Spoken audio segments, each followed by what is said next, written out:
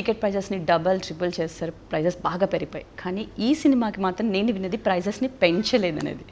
ఏమిటి ఆ ఫండా, ఏంటి దాని రహస్యం? లేదు, నేను చాలా సినిమాలు అంటే టిల్ డేట్ మేము ప్రొడ్యూస్ చేసిన సినిమాల్లో we never went for increase till date, including bro కూడా పెంచిండొచ్చు, సో పెంచలేదు.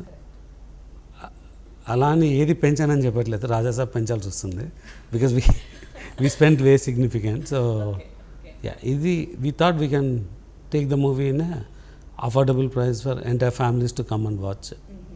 So ఇది పెంచితే కూడా ఇట్ విల్ రన్ అంటే ఈ సినిమాకి వచ్చిన బజ్కు first 3-4 days everyone will come independent of price. But we thought we should give that benefit to the viewer. Rajasaab అనేది ఒక హర్రర్ కామెడీ ఈ జనర్లో ఉన్నది. ఈ మిరాయి వచ్చేటప్పటికి సైంటిఫికల్, రెండు ప్రెజెంట్ ట్రెండ్లో ఉన్నాయి. సైన్స్ కాదు, Mirai is complete fantasy, history fantasy with fiction. Okay. So it's like 2 different genres అయినా ఇప్పుడున్న ట్రెండ్ జోనర్స్ అంటారు రెండింటిని. నేను అంటాను ఇప్పుడున్న ట్రెండ్ జనాలకి ఏదైనా నచ్చుతుంది వెళ్ళి చూడాలి అంటే ఇంట్లోకి ఓటీటీలోకి వచ్చే ముందు మన స్క్రీన్ మీద ఆ విజువల్ ఎఫెక్ట్స్ని పర్ఫెక్ట్గా they are expecting that.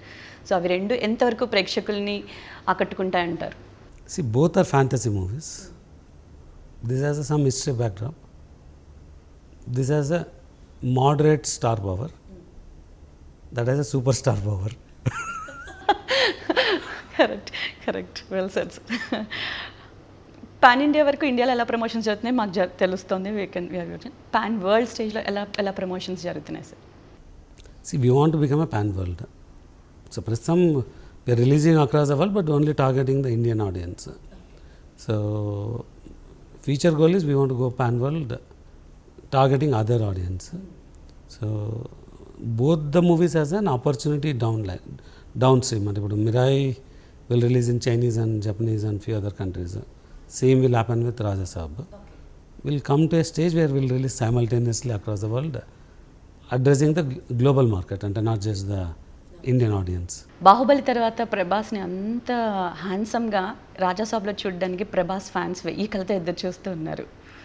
So Prabhas గారితో work experience is very cool అండి. సో ఇట్స్ రియలీ డార్లింగ్ అంటారు మీ నోట్లతో కూడా. సో అంటే ఆయనతో ఉన్నంత ఈజినెస్ అంటే వేరే వాళ్ళతో ఉండదని కాదు, అంటే this some speciality with different people. So అంటే ప్రభాస్ గారితో ఇట్స్ అంటే you'll be very very comfortable. అంటే ఒక స్టార్ పవర్ వర్సెస్ యాక్సెస్ అది చూసుకుంటే మీకు ఇట్స్ ఎ గ్రేట్ ఎక్స్పీరియన్స్. ఆయన ఫుడ్డీ అంటూ ఉంటారు కదా, అండ్ స్టీమ్ ఫుడ్ని ఎలా పెడుతుంటారు అందరికి ఎంత ప్రేమగా అనేది అది తెలుసు. మీరు కూడా ఆయన ఫుడ్ని టేస్ట్ చేశారా? యా, డెఫినెట్గా.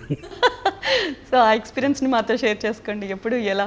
Whenever you go to his house ఇలా బిగ్ బాహుబలి థాలి అంటారా? The name it self. You go to his caravan, it's the same. So Sir, Mirai